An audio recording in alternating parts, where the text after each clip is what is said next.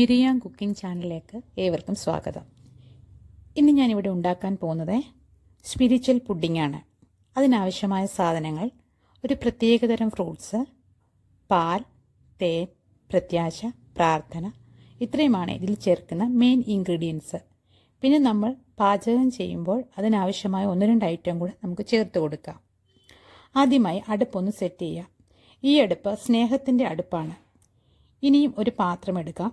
ഇത് പീജിയനും പ്രസ്റ്റീജും ഒന്നുമല്ല, വിശ്വാസം എന്ന പാത്രമാണ്. അടുത്തതായി പരിശുദ്ധാത്മാവിൻ്റെ തീയാണ് കത്തിക്കേണ്ടത്.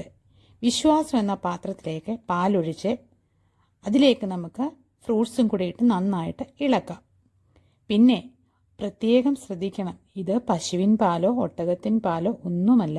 ഈ പാൽ പത്രോസിൻ്റെ കടയിൽ നിന്ന് കിട്ടുന്നതാണ്. 2ാമത്തെ ഫ്ലോറിൽ 2ാമത്തെ റാക്കിൽ ഉള്ള മായമില്ലാത്ത പാലാണ്. ഇനിയും ഇതിലേക്ക് എടുത്തു വെച്ചിരിക്കുന്നതായ ഫ്രൂട്ട്സ് ഇട്ട് കൊടുക്കുക. ഈ ഫ്രൂട്ട്സിനും പ്രത്യേകതയുണ്ട്. ഇത് ഗലേഷ്യൻ സ്റ്റോറിലാണ് ലഭിക്കുന്നത്. 5ാമത്തെ ഫ്ലോറിൽ 23ാമത്തെ റാക്കിലാണ് ഇതും ഇരിക്കുന്നത്. ഇതിൻ്റെ പേര് സ്നേഹം, സന്തോഷം, സമാധാനം, ദീർഘക്ഷമ, ദയ, പരോപകാരം, വിശ്വസ്തത, സൗമ്യത, ഇന്ദ്രിജയം. ഈ 9 കൂട്ടം ഫ്രൂട്ട്സാണ് ഇതിൽ ഇടേണ്ടത്. എന്നിട്ടിത് നന്നായിട്ട് ഇളക്കുക. ഇതിൽ ഇളക്കുന്ന തവിക്കും പ്രത്യേകതയുണ്ട്. ജീവിതമാവുന്ന പ്രവൃത്തിയുടെ തവിയാണ് ഇതിലേക്കിട്ട് ഇളക്കേണ്ടത്. പാപം അടിയിൽ പിടിക്കാതിരിക്കാൻ തേൻ ഒഴിക്കാം. ഈ തേൻ ലഭിക്കുന്നത് വനത്തിൽ നിന്നു ശേഖരിച്ചു കൊണ്ടുവന്നതല്ല, സങ്കീർത്തന സ്റ്റോറിൽ നിന്നാണ് ഇത് ഞാൻ വാങ്ങിയത്.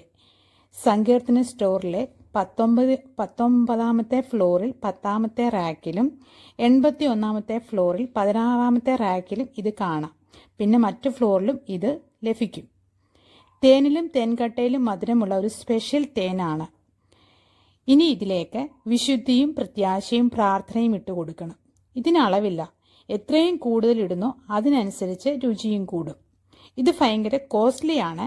വളരെയധികം ഗ്യാരണ്ടി കൂടിയ സാധനവുമാണ്. ഇപ്പോൾ നല്ല മണം വന്നു തുടങ്ങി. ഇപ്പം നമ്മുടെ സ്പിരിച്വൽ പുഡിംഗ് റെഡി ആയിട്ടുണ്ട്. ഇനി ഇത് നമുക്ക് മുറിച്ചെടുക്കാം. അതിനായിട്ട് വചനമെന്ന കത്തിയെടുത്ത് സ്ലൈസ് ചെയ്ത് ഉപയോഗിക്കാം. ദിവസവും ഇത് രുചിച്ചാൽ വളരെ നല്ലതാണ്. എല്ലാ പ്രായക്കാർക്കും ഇത് കഴിക്കാം. സൈഡ് എഫക്റ്റ് ഒന്നും തന്നെയില്ല. ഇത് സ്പിരിച്വൽ വളർച്ചയ്ക്ക് വളരെയധികം നല്ലതാണ്. ഇതെല്ലാവരും ട്രൈ ചെയ്ത് നോക്കുക. താങ്ക്